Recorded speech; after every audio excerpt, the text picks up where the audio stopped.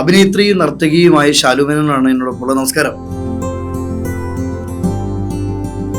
എന്റെ അച്ഛന് ഭയങ്കര ആഗ്രഹമായിരുന്നു എന്നെ ഈ സിനിമയിലൊക്കെ അഭിനയിക്കും. മറ്റാരുമല്ല, ശാലുമേനോന്റെ അച്ഛൻ. അയ്യോ, ഒരുപക്ഷെ പല കാര്യങ്ങൾ സംഭവിക്കുമ്പോഴും അച്ഛൻ കൂടെ ഉണ്ടായിരുന്നെങ്കിൽ എന്ന് തോന്നിയിട്ടുണ്ടോ? പഴയ ജീവിത അനുഭവങ്ങൾ വെച്ച് നോക്കുകയാണെങ്കിൽ തീർച്ചയായിട്ടും അച്ഛന്റെ ഒരു കുറവ് ഒരു വലിയ കുറവായിരുന്നു. ശരിക്കും അച്ഛനുണ്ടായിരുന്നെങ്കിൽ ചിലപ്പോൾ ഒരു പക്ഷെ കുറെയൊക്കെ നമുക്ക് എന്തോ അങ്ങനെയൊക്കെ നമ്മളങ്ങ് ചിന്തിക്കും. ശരിക്കും ഞാൻ ചിന്തിച്ചിട്ടുണ്ട്. എനിക്ക് അങ്ങനെ അനുഭവങ്ങൾ ഉണ്ടായപ്പോൾ ഞാൻ ഉറപ്പായിട്ടും അത് ചിന്തിച്ചിട്ടുള്ള ഒരാളാണ്.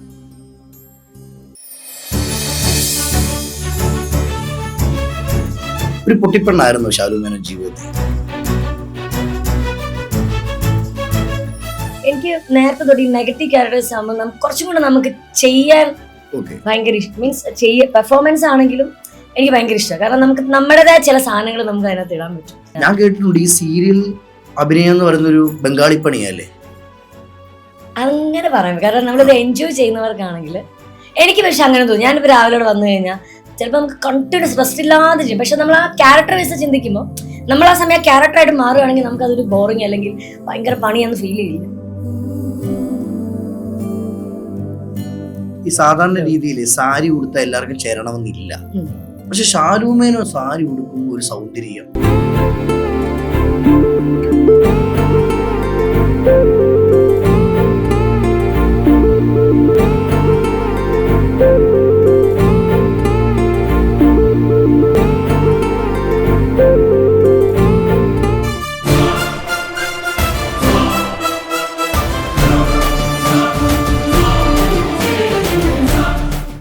അഭിനേത്രിയും നർത്തകിയുമായ ശാലുമേനോനാണ് എന്നോടൊപ്പം. നമസ്കാരം. നമസ്തേ. ഒത്തിരി സന്തോഷം കേട്ടോ. ഏറ്റവും കൂടുതൽ സന്തോഷം തോന്നുന്നത് ഒരേ നാട്ടുകാരി. കാരണം ഏറ്റവും കൂടുതൽ എനിക്ക് അഭിമാനിക്കാവുന്നൊരു നിമിഷം കേട്ടോ. കാരണം നമ്മുടെ സ്ലാങ്, നമ്മുടെ രീതി, നമ്മുടെ ശൈലി, ഇതൊക്കെ ഒരു സന്തോഷം തന്നെ നമുക്കല്ലേ. അപ്പൊ നമുക്ക് ചോദിച്ചു പോവാം. ആ ചങ്ങനാശ്ശേരിയിൽ നിന്ന് നമുക്ക് തുടങ്ങാം.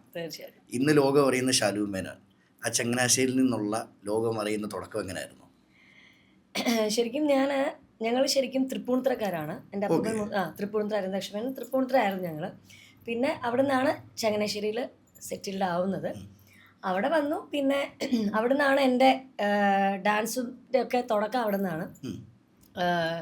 ഞങ്ങളിപ്പോൾ ഒരു 40 വർഷമായി ചങ്ങനാശ്ശേരി സെറ്റിൽഡ് ആയിട്ട്. മുത്തച്ഛനായിട്ട് അവിടെ ഡാൻസ് സ്കൂൾ സ്റ്റാർട്ട് ചെയ്തു. പാരമ്പര്യം പറയാനാണെങ്കിൽ ഒത്തിരി ഉണ്ട്. അപ്പോൾ അവിടുന്ന് ഇവിടെ വന്നു. ഞങ്ങൾ ചങ്ങനാശ്ശേരിയിൽ സെറ്റിൽഡ് ആയി. അവിടെ നിന്നായിരുന്നു എൻ്റെ ഡാൻസിൻ്റെ ഒരു തുടക്കമൊക്കെ. അപ്പൂപ്പൻ തന്നെ ആണ് ആദ്യമായിട്ട് എന്നെ നൃത്തം പഠിപ്പിച്ച് തുടങ്ങിയത്. അതിനുശേഷം പിന്നെ അവിടെ ഞാൻ അപ്പൂപ്പൻ്റെ തന്നെ ശിഷ്യനായ ഒരു തൃക്കുടുത്താനം ബാലകൃഷ്ണ സാറുണ്ട്, അദ്ദേഹം, പിന്നെ RLV Pradeep sir, Nanthancode Vinendran sir, അങ്ങനെ അവിടെ നിന്നാണ് എൻ്റെ ഒരു തുടക്കം. അപ്പം ഞാനൊരു 4ാം ക്ലാസ് മുതൽ ഡാൻസ് പഠിക്കുന്നു. ഞാനവിടെ NSSലാണ് പഠിച്ചത്. NSS സ്കൂൾ തൊട്ട് സ്കൂള് കോളേജൊക്കെ അവിടെ തന്നെയായിരുന്നു. അപ്പോൾ അങ്ങനെ അവിടുന്ന് പഠിച്ചു വന്നു.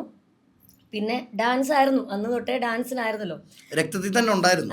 അതെ, ആ ഒരു ഇത് കിടപ്പുണ്ടല്ലോ. അപ്പോൾ അതുകൊണ്ട് തന്നെ ആ ഒരു കൊച്ചിലെ ഒരു ഇൻട്രസ്റ്റ് ഉണ്ടായിരുന്നുകൊണ്ടാണ് ശരിക്കും അപ്പൂപ്പൻ അത് തുടങ്ങിയതും.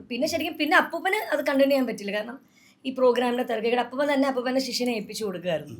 അവിടെ നിന്ന് തുടങ്ങി. പിന്നെ സ്കൂൾ യുവജനോത്സവങ്ങളിൽ വന്നു. അങ്ങനെ സ്റ്റേറ്റ് വരെ എത്തി. കലാതിലക പട്ടം ധാരാളം കരസ്ഥമാക്കാൻ പറ്റി.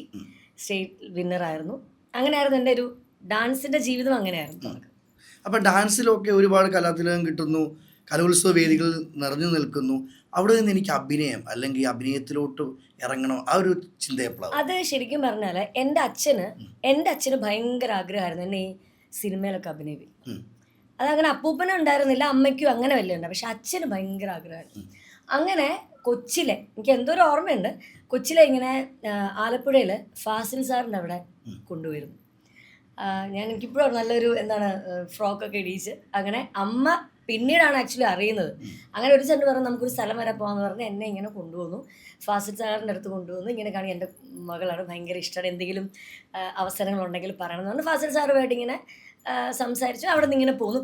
തിരിച്ച് വരുമ്പോഴാണ് അമ്മയോട് ഈ വിവരം പറയുന്നത്. അപ്പോൾ അമ്മ ചോദിച്ചു, നിങ്ങൾ എൻ്റെ കൂടെ എവിടെ പോയത്, എത്രയും സമയമായിട്ട് എവിടെ പോയത്, പറയാതാണല്ലോ പോയത്. അപ്പോൾ പറഞ്ഞു, വേറെ എവിടത്തും പോയതില്ല, അവളെ എനിക്കിങ്ങനെ എവിടെയെങ്കിലുമൊക്കെ ഒരു ചാൻസ്, അതിന് വേണ്ടിയിട്ട് ഞാൻ ഫാസിലിനടുത്ത് വരെ പോയതാണ്. അങ്ങനെ പോയി കണ്ടു, സംസാരിച്ചു. ഇവർ ചിലപ്പോൾ വിളിക്കുമായിരിക്കും. അങ്ങനെയാണ് ശരിക്കും എൻ്റെ അച്ഛനായിരുന്നു ആഗ്രഹം. പിന്നീട് അത് അച്ഛൻ മരിച്ചുപോയി. അതിനുശേഷം ശരിക്കും ഞാൻ ഈ ഫീൽഡിൽ അഭിനയിക്കാൻ വരുന്ന സമയത്ത് അച്ഛനില്ല. പിന്നെ അവിടുന്ന് ഞാൻ ഈ മത്സര സമയത്ത് ആ സമയങ്ങളിലൊക്കെ ശരിക്കും ഈ പ്രൈസ് കിട്ടുന്ന കുട്ടികളെ ഈ സിനിമ അല്ലെങ്കിൽ സീരിയലിൽ നിന്ന് വന്ന് ഇവർ സെലക്ട് ചെയ്യുന്ന ഒരു ഇതുണ്ടായിരുന്നു, അന്നുണ്ടായിരുന്നു. അങ്ങനെയാണ് എന്നെ ആക്ച്വലി അവിടുന്ന് 99 തിരുവനന്തപുരത്ത് സ്റ്റേറ്റ് നടക്കുന്ന സമയത്താണ് അവിടുന്ന് തന്നെ ഞാൻ ആദ്യ പടം എന്ന് ചെയ്യുന്നത് നമ്മുടെ GS വിജയൻ അങ്കിളുടെ കവർ സ്റ്റോറി എന്ന് പറഞ്ഞ സിനിമ. അപ്പം അതിനകത്ത് ഒരു ജേർണലിസ്റ്റിനെ ഇവരിങ്ങനെ അന്വേഷിച്ച് വരുന്ന സമയത്താണ് ഈ മത്സരം നടക്കുന്നതും. അവിടെ ഇങ്ങനെ വരികന്നു, ചോദിക്കുന്നു. ഞാൻ പറഞ്ഞു ഓക്കെ ചെയ്യാം. അങ്ങനെയായിരുന്നു എൻ്റെ സിനിമയിലോട്ടുള്ളൊരു തുടക്കം. അങ്ങനെ ആ ഫസ്റ്റ് സിനിമയിലോട്ട് കാല് വെച്ച് തുടങ്ങി. ഈ ചില സമയങ്ങളിൽ നമ്മൾ തന്നെ ചിന്തിക്കാറുണ്ട്, എല്ലാത്തിനും അതിൻ്റെതായ സമയമുണ്ട് ദാസ. ഈ ഒരു കോട്ട് എപ്പോഴെങ്കിലും ജീവിതത്തിൽ ഗുണം ചെയ്തിട്ടുണ്ടോ? ആ ഗുണം ചെയ്തിട്ടുണ്ട്, തീർച്ചയായിട്ടും. ഇല്ലെന്ന് പറയാൻ പറ്റില്ല. കാരണം ഞാൻ പറഞ്ഞല്ലോ, എനിക്ക് അങ്ങനെ വലിയ ആ സമയത്ത് ആഗ്രഹമില്ലായിരുന്നു. അച്ഛന് വലിയ ആഗ്രഹം. അപ്പം പിന്നെ ഒരു വിഷമം വെച്ചാൽ അച്ഛന് ഇത് കാണാൻ പറ്റിയില്ല, ഇതിലോട്ട് വരുന്ന ഒരു ഇത്. പക്ഷെ എന്നാലും ആ ഒരു അച്ഛൻ്റെ ആ ഒരു ആഗ്രഹം സാധിച്ചു. അപ്പം അതിൻ്റെ ഒരു സന്തോഷം. ഈ ജീവിതത്തിൽ എപ്പോഴും പെൺമക്കളുടെ ഏറ്റവും വലിയ ബലം ഒരു അച്ഛനാണ്. അമ്മയെ ഇഷ്ടമാണ്, അച്ഛനെ ഇഷ്ടമാണ്. എന്നിരുന്നാലും അച്ഛനെന്ന് പറഞ്ഞ പെൺമക്കൾക്ക് ഭയങ്കര ബലമാണ്. അങ്ങനെ അച്ഛൻ്റെ ഒരു ആഗ്രഹം മകളായ ശാലു ആഗ്രഹിച്ചു കൊടുത്തു. പക്ഷെ അച്ഛന് കാണാൻ സാധിച്ചില്ല. ഒരു പക്ഷെ പല കാര്യങ്ങൾ സംഭവിക്കുമ്പോഴും അച്ഛൻ കൂടെ ഉണ്ടായിരുന്നെങ്കിൽ എന്ന് തോന്നിയിട്ടുണ്ടോ? പലപ്പോഴും തോന്നിയിട്ടുണ്ട്. പല സന്ദർഭങ്ങളിൽ എൻ്റെ പഴയ ജീവിത അനുഭവങ്ങൾ വെച്ച് നോക്കുകയാണെങ്കിൽ തീർച്ചയായിട്ടും അച്ഛൻ്റെ ഒരു കുറവ് ഒരു വലിയ കുറവായിരുന്നു. അപ്പം ഞാൻ ചിന്തിക്കാറുണ്ട്, അച്ഛനുണ്ടായിരുന്നെങ്കിൽ ഒരുപക്ഷെ ചിലപ്പോൾ. കാരണം അമ്മയെ സംബന്ധിച്ച് അമ്മയ്ക്ക് ഒത്തിരി കാര്യങ്ങളുണ്ട്. അപ്പം ഇതിൻ്റെ ഇടയ്ക്ക് എല്ലാം ഈ പറഞ്ഞ പോലെ എല്ലാം ഒന്നും ചിലപ്പോൾ ശ്രദ്ധിച്ചെന്ന് വരാൻ പറ്റില്ല. സ്കൂൾ അങ്ങനെ പ്രോഗ്രാംസ് ഒക്കെ അങ്ങനെയുണ്ട്. അപ്പം ആ സമയങ്ങളിൽ എനിക്ക് ഈ ഒരു പ്രശ്നം വരുന്ന സമയത്തൊക്കെ ഞാൻ ചിന്തിച്ചിട്ടുണ്ട്, അച്ഛനുണ്ടായിരുന്നെങ്കിൽ ചിലപ്പോൾ ഇങ്ങനെ എന്ന് നമ്മൾ ചിന്തിച്ചു പോയിട്ടുണ്ട്. ഈ അച്ഛൻ്റെ കൂടെ നടക്കുന്ന സമയത്തും ഇരിക്കുന്ന സമയത്തും അച്ഛൻ തന്നൊരു ഗുണപാഠങ്ങൾ എന്തൊക്കെയായിരിക്കും? അച്ഛൻ നന്നായിട്ട് ഡാൻസിന് ഭയങ്കര ഇമ്പോർട്ടൻസ് കൊടുക്കും. അപ്പോൾ എപ്പോഴും പറയാം നന്നായിട്ട് പ്രാക്ടീസ് ചെയ്യണം, അല്ലെങ്കിൽ പ്രാക്ടീസ് ചെയ്തെങ്കിൽ മാത്രമേ നല്ലൊരു കലാകാരിയാകാൻ പറ്റുള്ളൂ. അത് എപ്പോഴും ഇങ്ങനെ പറയാറുണ്ട്. ശാലു എന്ന് പറയുന്ന വ്യക്തി ഇൻ്റർവ്യൂ ചെയ്യാൻ സാധിച്ചപ്പം എൻ്റെ ഒരു പെൺസുഹൃത്ത് എന്നോട് പറഞ്ഞത് ആളുടെ അച്ഛനും മരിച്ചുപോയി. അപ്പോൾ ആൾ എന്നോട് പറഞ്ഞു, എന്തായാലും ചേച്ചിയോടൊരു ചോദ്യം ചോദിക്കണം. അതായത് ഈ പറയുന്ന എൻ്റെ ഫ്രണ്ട് ഒരുപാട് സൈബർ ബുള്ളിങ്ങിലൂടെ കടന്നു പോയതാണ്. മറ്റൊരു കാര്യത്തിൽ പറയാൻ ഞാൻ ആഗ്രഹിക്കുന്നില്ല. പക്ഷെ ആൾ പറഞ്ഞത്, അന്നൊക്കെയാണ് അച്ഛൻ കൂടെ ഉണ്ടായിരുന്നെങ്കിൽ എനിക്കൊരു സ്ട്രോങ് ഉണ്ടായിരുന്നു. ഇത് പറയാൻ എളുപ്പം, അത് ജീവിതത്തിൽ അച്ഛൻ എന്ന് പറയുന്നത് വലിയൊരു മൂല്യം തന്നെ അല്ലേ? അതെ അതെ അതെ, അതാണ് ഞാൻ പറഞ്ഞത്. ശരിക്കും അച്ഛനുണ്ടായിരുന്നെങ്കിൽ ചിലപ്പോൾ ഒരു പക്ഷേ കുറേയൊക്കെ നമുക്ക് എന്തോ അങ്ങനെയൊക്കെ നമ്മളങ്ങ് ചിന്തിക്കും. ശരിക്കും ഞാൻ ചിന്തിച്ചിട്ടുണ്ട്. എനിക്ക് അങ്ങനെ അനുഭവങ്ങൾ ഉണ്ടായപ്പോൾ ഞാൻ ഉറപ്പായിട്ടും അത് ചിന്തിച്ചിട്ടുള്ള ഒരാളാണ്. അച്ഛൻ നഷ്ടപ്പെട്ടവർക്ക് അതിൻ്റെ വേദന അറിയത്തുള്ളൂ. അത്രേ ഉള്ളൂ. എന്നാലും അമ്മ പിന്നെ ചങ്ക് പോലെ നോക്കിയല്ലേ? അമ്മയായിരുന്നു അച്ഛൻ്റെ മരണശേഷം. പിന്നെ ശരിക്കും പറഞ്ഞാൽ അമ്മയായിരുന്നു എൻ്റെ ഒരു സ്ട്രെങ്ത് എന്ന് പറയുന്ന അമ്മയായിരുന്നു. കാരണം എല്ലാ കാര്യങ്ങൾക്കും എൻ്റെ കൂടെ ഉണ്ടായിരുന്ന അമ്മയാണ്. കാരണം അച്ഛനുള്ള സമയത്ത് അമ്മയായിട്ട് എനിക്ക് അത്ര വലിയ അറ്റാച്ച്മെൻറ്റ് ഇല്ലായിരുന്നു. അച്ഛൻ മരിച്ചതിന് ശേഷമാണ് ശരിക്കും അമ്മയായിട്ട്. പിന്നെ എല്ലാത്തിനും സീരിയലിൽ കൊണ്ടുപോകാനാണെങ്കിലും പ്രോഗ്രാമിനാണെങ്കിലും എല്ലാത്തിനും ആ ഒരു അമ്മയുടെ ശക്തി ഉള്ളതുകൊണ്ടാണ് ഞാനിപ്പോൾ ഇങ്ങനെ നിൽക്കുന്നതെന്ന് വേണമെങ്കിൽ പറയാം. ഈ ശാലു മേനോൻ ഇപ്പോൾ നമ്മുടെ ഇൻ്റർവ്യൂവിൽ വന്ന സമയത്ത് തന്നെ ഇവിടെ ചായ കുടിക്കുന്ന ചേട്ടൻ ഉൾപ്പെടെ ഡയറക്ടർമാർ വരെ എല്ലാവരോടും സംസാരിച്ച് ചിരിച്ച് അങ്ങനെ ഒരു ചിരിക്കുട്ടിയായിരുന്നു പണ്ട് മുതലേ. ഞാൻ ശരിക്കും ഇപ്പം നമ്മുടെ ഫീൽഡിലാണ്. ഇപ്പം ഞാനിപ്പോൾ താഴെ ചായ ആ ചേട്ടനെ യാദൃച്ഛ്യമായിട്ട്, കാരണം ഞാൻ എൻ്റെ തുടക്കത്തിൽ കണ്ടിരുന്ന ചേട്ടനാണ്. അപ്പോൾ എനിക്ക് സത്യം പറഞ്ഞാൽ ഭയങ്കര സന്തോഷം. കാരണം കുറേ വർഷങ്ങൾക്ക് ശേഷം ഞാൻ അദ്ദേഹത്തിനെ കാണുന്നു. ആ പ്രൊഡക്ഷനിൽ തന്നെയാണ് ഇപ്പോഴും. അപ്പം അവരെയൊക്കെ നമുക്ക് വീണ്ടും കാണുമ്പോഴേ ഭയങ്കര സന്തോഷമാണ് നമുക്ക്. ഇപ്പം എന്നെ സംബന്ധിച്ച് ഞാൻ ലൊക്കേഷനാണെങ്കിലും എനിക്ക് തോന്നുന്നു, എനിക്ക് കൂടുതൽ പറയുകയാണെങ്കിൽ ആർട്ടിസ്റ്റുകളെക്കാൾ ഉപരി എനിക്ക് പ്രൊഡക്ഷൻ, അവരുമായിട്ടുള്ളൊരു ബന്ധം, അല്ലെങ്കിൽ ടെക്നീഷ്യൻസ്, ഇവരൊക്കെയായിട്ട് ഭയങ്കര നല്ല സൗഹൃദമാണ്. പക്ഷെ പലപ്പോഴും പല താരങ്ങളും ഈ ടെക്നീഷ്യന്മാരെ അങ്ങോട്ട് സംസാരിക്കാറില്ല. അതല്ല ഇന്ന് ഞാൻ ശാലുവിൽ കണ്ടേ. അത് ഓരോരുത്തരുടെ സ്വഭാവ രീതിയായിരിക്കും. പക്ഷെ എന്നെ സംബന്ധിച്ച് എനിക്ക് അവരോടൊക്കെ അതുകൊണ്ടാണല്ലോ അവരാണ്. അതുപോലെ തന്നെ ഞാൻ കണ്ടു ഒരു പോസ്റ്റ് പ്രൊഡക്ഷനിൽ ഒരു ചേട്ടനും, ആക്ച്വലി പേര് മറന്നു, പുള്ളിക്കാരനൊക്കെ ഞാൻ തുടക്കം കണ്ടു. അവരൊക്കെ എനിക്ക് ഇപ്പോൾ കാണുമ്പോൾ എന്ത് സന്തോഷം. കാരണം കുറേ ഗ്യാപ്പിന് ശേഷമല്ലേ കാണുന്നത്. അപ്പോൾ ഇവരൊന്നും ഞാൻ സത്യം പറഞ്ഞാൽ അങ്ങനെ മറക്കാറില്ല. നമ്മൾ പണ്ട് തൊട്ട് വർക്ക് ചെയ്തവരൊക്കെ ഇപ്പോൾ കാണുമ്പോൾ എനിക്ക് ആ ഒരു സ്നേഹം, നമ്മൾ വിളിക്കാറില്ല, എന്നാലും കാണുമ്പോൾ ഭയങ്കര സന്തോഷമാണ്. ഈ പണ്ടൊക്കെ അമ്മവരും പറയുന്നൊരു പഴഞ്ചൊല്ലുണ്ട്, കൂടുതൽ ആരെയും അടുത്ത് വെക്കല്ലേ, എല്ലാവരോടും ഷെയർ ചെയ്യല്ലേ. ഒരു പൊട്ടിപ്പെണ്ണായിരുന്നു ശാലു മേനോൻ ജീവിതത്തിൽ. അതായിരുന്നു. ഇപ്പോഴും വലിയ മാറ്റമില്ല. അത് സുഹൃത്ത് എന്നോട് പറഞ്ഞു, ഇപ്പോഴും വലിയ മാറ്റമൊന്നുമില്ല, പൊട്ടിപ്പെണ്ണ് തന്നെയാണ്. ഈ പൊട്ടിപ്പെണ്ണ് ആയതുകൊണ്ട് ജീവിതത്തിൽ ഒരുപാട് നഷ്ടങ്ങൾ സംഭവിച്ചിട്ടുണ്ടോ? ഉണ്ടായിരുന്നു. പക്ഷെ ഇപ്പം പഴയ പോലെ പൊട്ടിയാണെന്ന് ചോദിച്ചാൽ ഇല്ലെന്ന് പറയും. കാരണം കുറച്ചൊക്കെ നമ്മൾ ജീവിത അനുഭവത്തിൽ നിന്നും പഠിക്കുമല്ലോ. ജീവിതാനുഭവങ്ങളുണ്ട് ഒരുപാടുണ്ടല്ലോ. അതിൽ നിന്നെല്ലാം പഠിച്ചൊരു വലിയ പാഠം എന്തായിരിക്കും? അതിൽ നിന്നൊക്കെ പഠിച്ചത് ശരിക്കും ഞാൻ കുറച്ച് ബോൾഡ് ആവണം. ഞാൻ ഒട്ടും ബോൾഡ് അല്ലായിരുന്നു. പണ്ടത്തെ ശാലു മേനോനും ബോൾഡായി മാറിയ ശാലു മേനോനും തമ്മിലുള്ള വ്യത്യാസം എന്തൊക്കെയായിരുന്നു? പണ്ടത്തെ ശാലു മേനോനെ പറ്റി പറയുകയാണെങ്കിൽ ഞാൻ എല്ലാവരെയും പറയുമ്പോൾ വിശ്വസിക്കുമായിരുന്നു. അവരിങ്ങനെ പറയുകയാണെങ്കിൽ ഞാൻ ആണല്ലോ എങ്ങനെ. അപ്പോൾ അങ്ങനത്തെ ഒരാളായിരുന്നു പണ്ട്. ഇപ്പം പിന്നെ ഞാനൊരു 1-2 പ്രാവശ്യം ചിന്തിച്ചിട്ട് ഞാൻ ഇപ്പോൾ സംസാരിക്കുന്നതാണെങ്കിലും ഒരാളെ മനസ്സിലാക്കാനാണെങ്കിലും ഇപ്പം ഞാനൊന്ന് കുറച്ചൊക്കെ ഒന്ന് പഠിച്ചിട്ടുണ്ട്. പഠനം തന്നെയാണ് കണ്ടിന്യൂ. പഠനം തന്നെ. ഇനിയിപ്പോൾ നമ്മൾ സീരിയലിലോട്ട് വരുന്ന സമയത്ത് എനിക്കൊന്ന് ഏറ്റവും കൂടുതൽ നെഗറ്റീവ് റോളും വില്ലൻ കഥാപാത്രമൊക്കെ ഒരുപാട് ചെയ്തിട്ടുണ്ട്. അതെ. ശരിക്കും വില്ലൻ കഥാപാത്രങ്ങൾ ചെയ്യുന്നവര് ഒന്ന് അടുത്തറിഞ്ഞ് ഏറ്റവും വലിയ പാവത്താനാണെന്ന് കേട്ടിട്ടുണ്ട്. ഏറ്റവും ഉദാഹരണമാണ് ശാലു മേനോൻ. സത്യമാണോ? സത്യമാണ്. അങ്ങനെ ഒരു പൊട്ടിപ്പെണ്ണിന് എങ്ങനെ ഈ വില്ലൻ കഥാപാത്രം ചെയ്യാൻ പറ്റുന്നേ? അതെന്താ വെച്ചാൽ എനിക്ക് നേരത്തെ തൊട്ട് ഈ നെഗറ്റീവ് ക്യാരക്ടേഴ്സ് ആകുമ്പോൾ കുറച്ചും കൂടെ നമുക്ക് ചെയ്യാൻ ഭയങ്കര മീൻസ് പെർഫോമൻസ് ആണെങ്കിലും എനിക്ക് ഭയങ്കര ഇഷ്ടമാണ്. കാരണം നമുക്ക് നമ്മുടേതായ ചില സാധനങ്ങൾ നമുക്ക് അതിനകത്ത് ഇടാൻ പറ്റും. മറ്റേതെന്ന് പറയുമ്പോൾ ഒരു പാവമായിട്ടുള്ളൊരു ക്യാരക്ടർ ആകുമ്പോൾ നമുക്ക് കൂടുതലായിട്ട് നമുക്കൊന്നും എപ്പോഴും ഇങ്ങനെ കരഞ്ഞ് അല്ലെങ്കിൽ അങ്ങനെ വരും. പക്ഷെ ഇതിനാകുമ്പോൾ നമുക്ക് ചില റിയാക്ഷൻസ്, ചില ആക്ഷൻസ്, കൈകളുടെ ചലനങ്ങളൊക്കെ നെഗറ്റീവിൽ കൊണ്ടുവരാൻ പറ്റും. അപ്പം എനിക്കത് ഭയങ്കര ഇഷ്ടമാണ് പണ്ട് തൊട്ടേ. ഈ അഭിനയം, നൃത്തം എത്രമാത്രം ഗുണം ചെയ്തിട്ടുണ്ട് അഭിനയത്തിലോട്ട്? തീർച്ചയായിട്ടും ഒരുപാട് ഗുണം ചെയ്തിട്ടുണ്ട്. അതെന്തൊക്കെ കാര്യങ്ങളായിരിക്കും? എക്സ്പ്രഷൻ വൈസ് ആണെങ്കിലും എന്താണ്, ചില ലുക്സ് വൈസ് ആണെങ്കിലും ഉണ്ട്. പിന്നെ ശരിക്കും എനിക്ക് ഭയങ്കര വ്യത്യാസമായിട്ട് തോന്നില്ല. എനിക്ക് കൂടുതൽ ഇത് രണ്ടും തമ്മിൽ വ്യത്യാസം തോന്നുന്നത് ക്യാമറയുടെ ഒരു വ്യത്യാസം തോന്നിയിട്ടുണ്ട്. ഈ ഫസ്റ്റ് ക്യാമറയ്ക്ക് മുന്നിൽ നിൽക്കുമ്പോൾ നമ്മൾ എന്തായാലും ഒന്ന് പേടിക്കും അല്ലേ? എല്ലാവരും പറയും AC റൂമിൽ ഇരിക്കാം, പൈസയ്ക്ക് പൈസയുണ്ട്, എന്തിൻ്റെ കുറവാണ്. കഷ്ടപ്പാട് തന്നെ. ഞാൻ കേട്ടിട്ടുണ്ട് ഈ സീരിയൽ അഭിനയം എന്ന് പറയുന്നൊരു ബംഗാളി പണിയല്ലേ?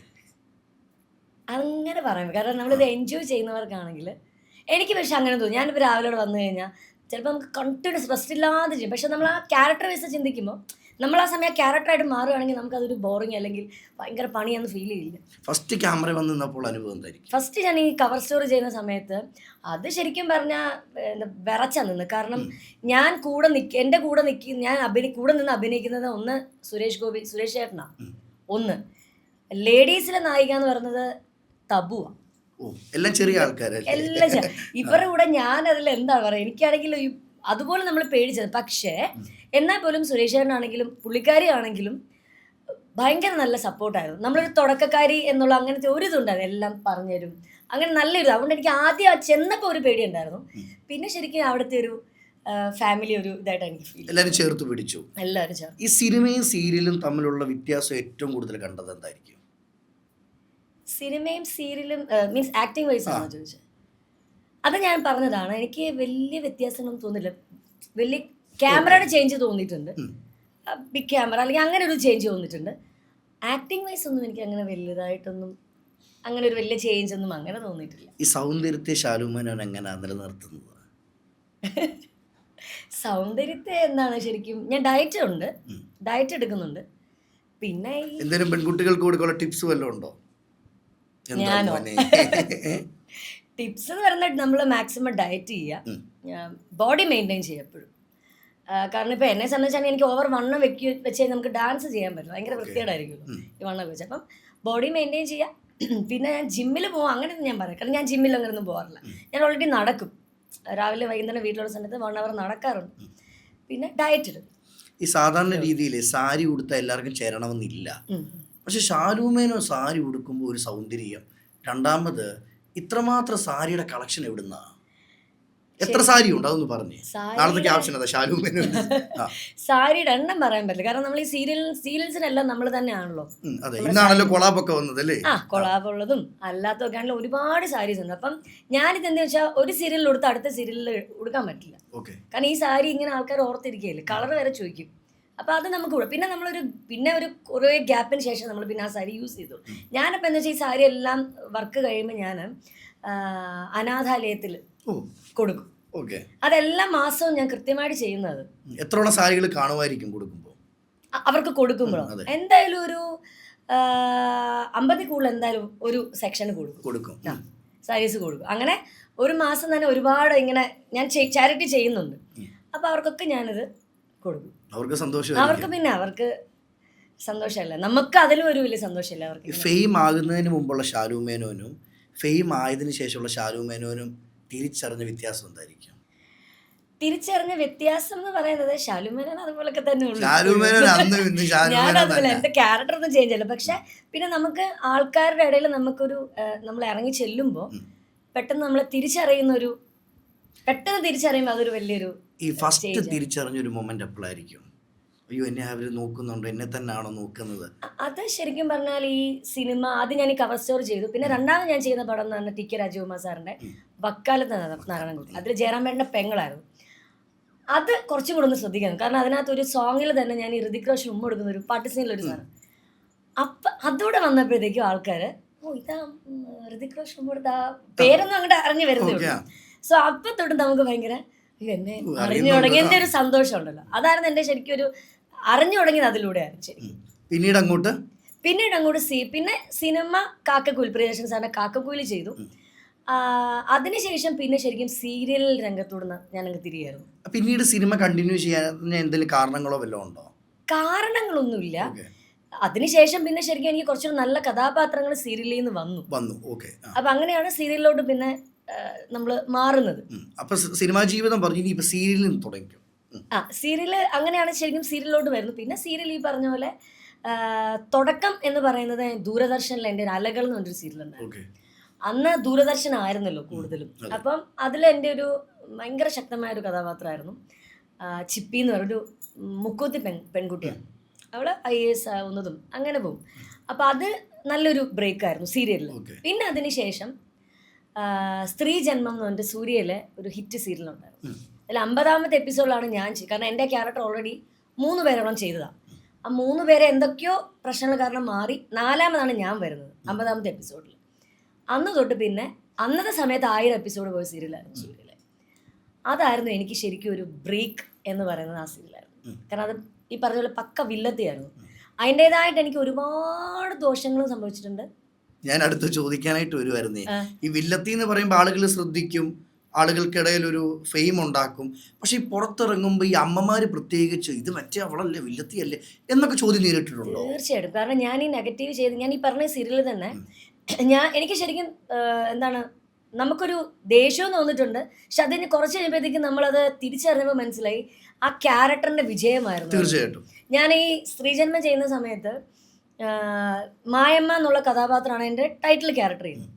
അവരുടെ പെങ്ങളാണ്. പക്ഷെ ഭയങ്കര വില്ലത്തി എന്ന് പറഞ്ഞാൽ ഒരു രക്ഷയില്ലാത്ത വില്ലത്തി. അപ്പം ഞാനൊരു ദിവസം റെയിൽവേ സ്റ്റേഷനിൽ ഞാനും അമ്മൂമ്മയും കൂടി ഇങ്ങനെ ഷൂട്ട് കഴിഞ്ഞ് പോവാം. അപ്പോൾ അവിടെ ഒരു ഫാമിലി മലബാറോ അങ്ങനെ അവിടെ എവിടെയുള്ള ഒരു ഫാമിലി വന്നിട്ട് പിള്ളേരൊക്കെ വന്നിട്ട് പറഞ്ഞു അപ്പം അതിലെ ക്യാരക്ടറിൻ്റെ പേര് സരിക എന്നാണ്. സരിക ക്യാരക്ടർ അടിപൊളിയായിട്ടോ എന്നാ വില്ല ഞങ്ങളുടെ അമ്മൂമ്മയ്ക്കൊന്നും ഇഷ്ടമല്ല കേട്ടോ. അമ്മൂമ്മ വന്നിട്ടുണ്ട് വിളിച്ചോണ്ട് വരാന്ന് പറഞ്ഞു. അപ്പം നമ്മളിങ്ങനെ ഇവരോടൊക്കെ ഇങ്ങനെ സംസാരിച്ചോണ്ട് നിൽക്കുന്നു. ട്രെയിൻ ലേറ്റ് ആണ്. അപ്പോൾ ഉണ്ട് ഈ അമ്മമാര് വരിക, നല്ല പ്രായമുള്ള അമ്മൂമ്മ. അത് കഴിഞ്ഞ് ഞാനപ്പോൾ ഇങ്ങനെ നമ്മളത് പറഞ്ഞ് ഇവരങ്ങ് പോയി വിളിച്ചോണ്ട് പോയി. പിന്നെ വേറെ ആൾക്കാരൊക്കെ സംസാരിച്ചോണ്ടിരിക്കുക. ഈ ഒരു അമ്മ വന്നിട്ട് എനിക്കൊരു ഒറ്റ അടി ഇവിടെ കിട്ടും. ശരിക്കും അത് ഞാൻ പല ഇന്റർവ്യൂവിലും പറഞ്ഞതാണ്. കാരണം എനിക്ക് സത്യം പറഞ്ഞാൽ ആദ്യം ദേഷ്യം വന്നേ. കാരണം വെച്ചാൽ നമ്മൾ പ്രതീക്ഷിക്കുന്നില്ലല്ലോ. അത് കഴിഞ്ഞപ്പോൾ പിന്നെ ഈ പറഞ്ഞ പോലെ അജൻ പറഞ്ഞ പോലെ അങ്ങോട്ട് തുടങ്ങി. നീ ആ മായമായിട്ട് കഷ്ടപ്പെടുത്തില്ല, നീ ഒരിക്കലും നന്നാവത്തില്ല, നിന്റെ കണ്ണിലുണ്ട് കള്ളലക്ഷണം, അങ്ങനെ അങ്ങോട്ട് തുടങ്ങി. അപ്പം ഇവരുടെ മക്കളുണ്ട്, അവർ വന്നിട്ട് അവർക്ക് അങ്ങ് നാണക്കേടായിപ്പോയെ. അവരെന്നോട് സോറി. ഞാൻ പറഞ്ഞു കുഴപ്പമില്ല. അത് ഈ അമ്മ ഈ ഫുൾ ടൈം ഇതാ സീരിയൽ എന്ന് പറഞ്ഞാൽ അങ്ങ് മരിച്ചു കിടക്കുക. അപ്പോൾ ഇവരെല്ലാവരും അങ്ങനെയാണെന്നൊരു ധാരണയോ അമ്മയ്ക്കൊക്കെ. അവർ സോറി. ഞാൻ പറഞ്ഞു കുഴപ്പമില്ല. അങ്ങനെ ഒരു എനിക്കൊരു അനുഭവം അത് ഭയങ്കര. പക്ഷെ അത് കഴിഞ്ഞ് ഞാനിങ്ങനെ പിന്നെ ഇങ്ങനെ റിയലൈസ് ചെയ്തപ്പോൾ എനിക്ക് മനസ്സിലായി അത് ശരിക്കും എൻ്റെ ക്യാരക്ടറിന്റെ വിജയമാണ്. തീർച്ചയായിട്ടും. എന്നാലും എത്ര വിജയമാണെങ്കിലും ഇങ്ങനെയൊക്കെ അടിക്കാൻ പറ്റുമോ? പക്ഷെ അത് എനിക്ക് മാത്രം, ഞാൻ പല ഇന്റർവ്യൂസിൽ പലരുടെയും ഇങ്ങനെ കേട്ടിട്ടുണ്ട്. ഇതുപോലെ നെഗറ്റീവ് ക്യാരക്ടേഴ്സ് ചെയ്യുന്നവരുടെ അടുത്ത് ഇങ്ങനെ ചില സംഭവങ്ങൾ നടന്നിട്ടുണ്ട്. പല ആർട്ടിസ്റ്റുകൾ ഞാൻ കേട്ടിട്ടുണ്ട്. പക്ഷെ അത് സംഭവിച്ചു പോകും ചിലപ്പോൾ. ഈ നിങ്ങൾ സീരിയൽ ചെയ്തിട്ടേ ഓൾറെഡി ഷൂട്ട് 6 മണിക്ക് തുടങ്ങിയ വൈകിട്ട് 9:30 വരെ ഉണ്ടല്ലോ ഡെയിലി. നിങ്ങൾ ഈ ഷൂട്ടിങ് കഴിഞ്ഞിട്ട് നിങ്ങൾക്ക് കാണാൻ സമയം കിട്ടുമോ?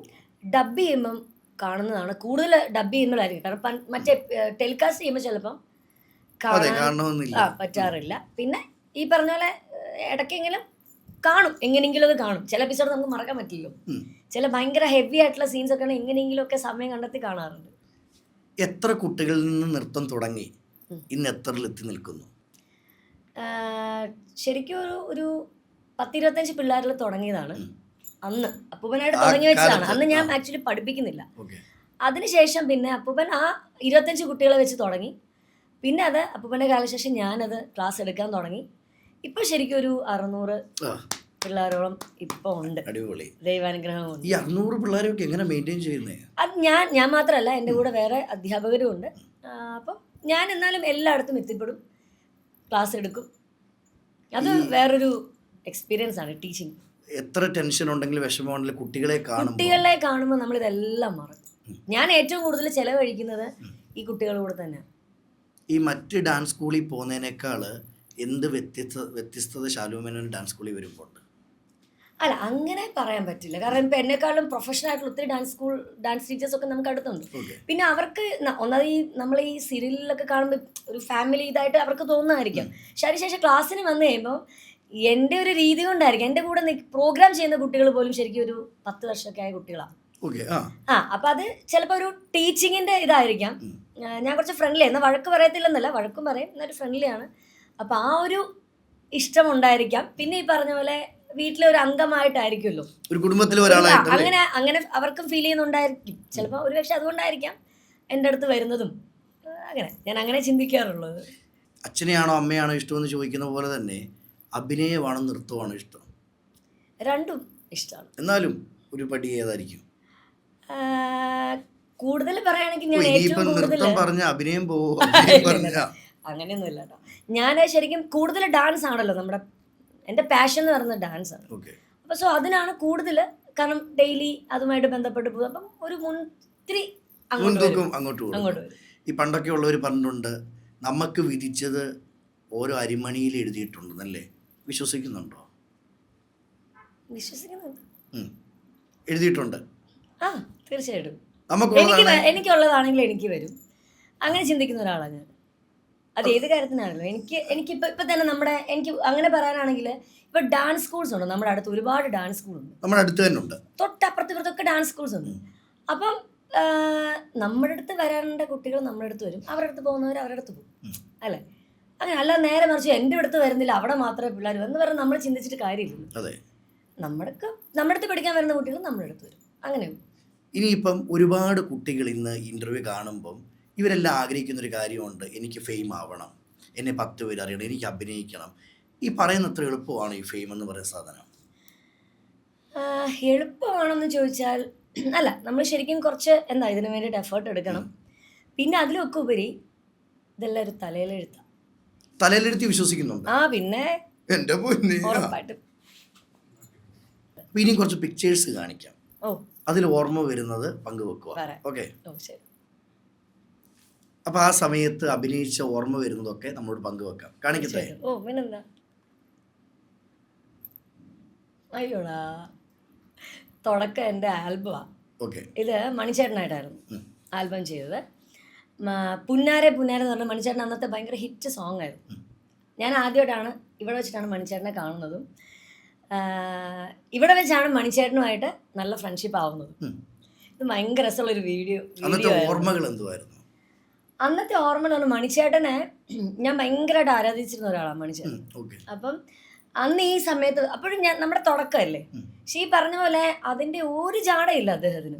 നമ്മൾ വരുന്നു, നമ്മുടെ ഒരു പെങ്ങളെ പോലെ കാണുന്നു. അതുപോലെ എനിക്ക് അതിലുപരി മണിച്ചേട്ടൻ വെച്ചാൽ ഫുഡൊക്കെ മണിച്ചേട്ടനായിരുന്നു എല്ലാം റെഡി കുക്ക് ചെയ്യുന്നതൊക്കെ. അപ്പം നമ്മളെ നോക്കുമ്പോൾ ഒരു ഇത്രയും വലിയൊരു ആർട്ടിസ്റ്റ് നമുക്ക് ഫുഡൊക്കെ വിളമ്പി തരും, ഉണ്ടാക്കി അവിടെ തന്നെ ഉണ്ടാക്കി ഇതെല്ലാം വിളമ്പി തരുന്നു. അപ്പം അങ്ങനെയാണ് ശരിക്കും മണിച്ചേട്ടനായിട്ടുള്ളൊരു കണക്ഷൻ. പിന്നെ അതിനുശേഷം ഞാനൊരു 3-4 പടം മണിച്ചേട്ടനോട് ചെയ്തു, നായികയായിട്ടും ചെയ്തിട്ടുണ്ട്. അതെ, ഭയങ്കര രസമായിരുന്നു ഈ ഒരു. അതുപോലെ ഈ ഒരു സെറ്റ്, മണിച്ചേട്ടൻ്റെ ഒരു സെറ്റ് എന്ന് പറഞ്ഞാൽ ഭയങ്കര പാട്ടും എപ്പോഴും പാട്ടും ബഹളവും, സൈലൻസ് അവിടെ ഇല്ല, ഭയങ്കര ബഹളാ.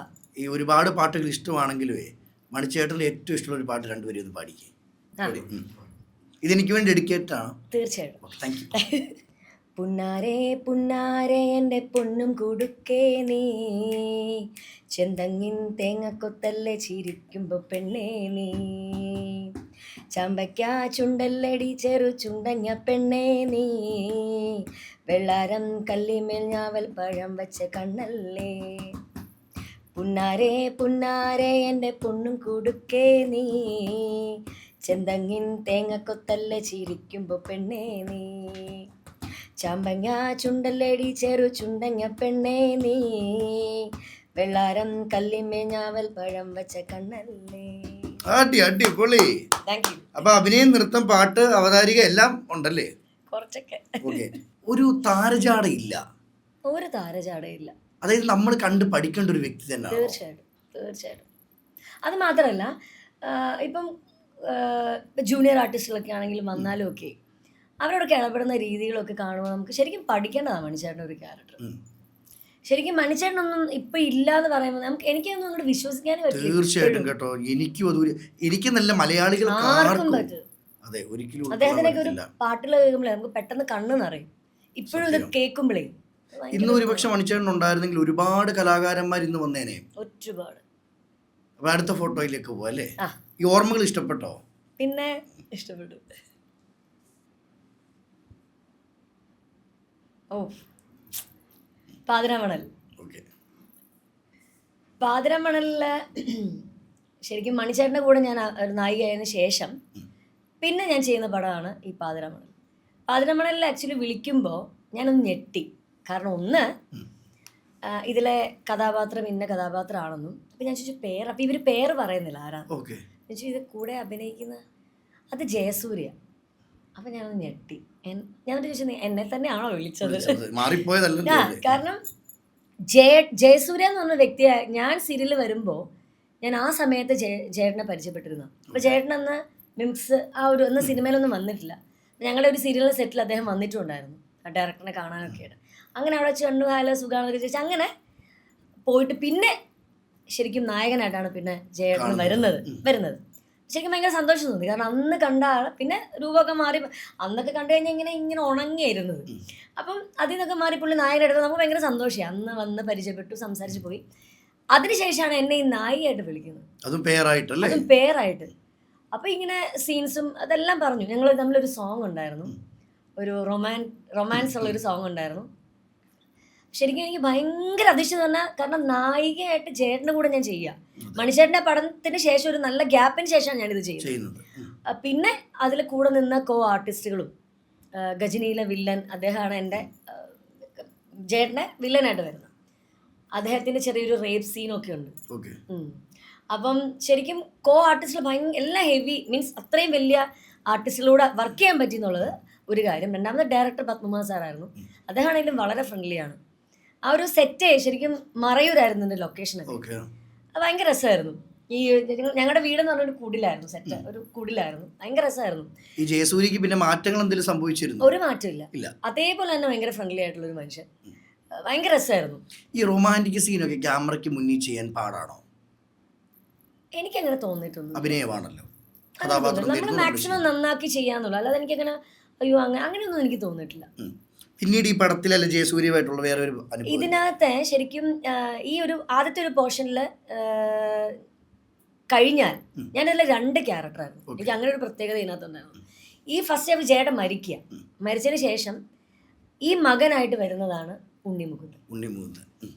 ഉണ്ണിമുകുന്ദൻ്റെ അമ്മയായിട്ടാണ് ഞാൻ സെക്കൻഡ് ഹാഫ് വരുന്നത്. അപ്പം ഞാൻ കുറച്ച് ഞാൻ നരയിട്ട് ചെയ്യുന്നത് ഇതിനകത്താണ്. കുറച്ച് നരയൊക്കെ ഇട്ട് നല്ല പക്വതയായിട്ടുള്ളൊരു അമ്മ. അപ്പം ഉണ്ണിയുടെ കൂടെയാണ് സീൻസ് കൂടുതൽ. അത് ആലപ്പുഴയിലായിരുന്നു ഷൂട്ട്. അതും കാരണം 2 ഇപ്പോഴത്തെ വളരെ ഫേമസ് ആയിട്ടുള്ള 2 നായകന്മാരുടെ കൂടെ എനിക്ക് ചെയ്യാൻ പറ്റി. അതിലൊന്ന് അമ്മ ക്യാരക്ടറും ഒന്ന് കാമുകിയായിരുന്നു. അപ്പം അത് 2 ക്യാരക്ടറും എടുത്ത് ചെയ്യാൻ പറ്റി. 2 തലത്തിലുള്ള കഥാപാത്രങ്ങളായിരുന്നു. അതൊരു ഭയങ്കര എക്സ്പീരിയൻസ് ആയിരുന്നു. ഈ ഉണ്ണിമുകുന്ദനൊക്കെ അന്നെങ്ങനായിരുന്നു? ഉണ്ണിമുകുന്ദനെ ഞാൻ അവിടെ വെച്ചാണ് കാണുന്നത്, ആദ്യമായിട്ട് അവിടെ കാണുന്നത്. അദ്ദേഹം ആണെങ്കിലും ഈ പറഞ്ഞ പോലെ നല്ല എന്നെ ഞാൻ ശാലു മേനോൻ, അയ്യോ ചേച്ചി എനിക്ക് അറിയാലോ കൊള്ളാം ചേച്ചിയൊക്കെ നമ്മൾ എത്ര നാളെ. അപ്പൊ ആ ഒരു ഇതായിരുന്നു നമ്മൾ ബഹുമാനമായിരുന്നു. നല്ലതായിരുന്നു. ഉണ്ണിയൊക്കെ നല്ല ഫ്രണ്ട്ലി ആയിട്ടുള്ള നല്ലൊരു എക്സ്പീരിയൻസ് ആയിരുന്നു. ഉണ്ണിയും ചേട്ടനുമായിട്ടൊക്കെ ഞാൻ ഇടയ്ക്ക് മെസ്സേജ് അയക്കും, വിളിക്കാറുണ്ട്. സന്തോഷം. അടുത്ത ഫോട്ടോയിലേക്ക് പോവാം അല്ലേ? ഏറ്റവും കൂടുതൽ ശാലു മേനോൻ സ്ക്രീനിൽ വരണമെന്നും ശാലു മേനോനെ 10 പേര് അറിയണമെന്നും അഭിനയം എന്താണെന്ന് ഞാനിവിടെ കാണണമെന്ന് ആഗ്രഹിച്ചൊരു വ്യക്തി, ഞാനിവിടെ മീൻസ് മറ്റാരുമല്ല, ശാലു മേനോൻ്റെ അച്ഛൻ. അയ്യോ, ഇതൊക്കെ എങ്ങനെ എടുത്തു? സത്യമാണ്, ഇതൊന്നും വെളിയിൽ വന്നിട്ടില്ലല്ലോ. എൻ്റെ വീട്ടിലൊക്കെ തന്നെ ഇരുന്നായിരുന്നു തോന്നുന്നത്. പറഞ്ഞോ? അയ്യോ മിസ് ചെയ്യുന്നു ശരിക്കും. അയ്യോ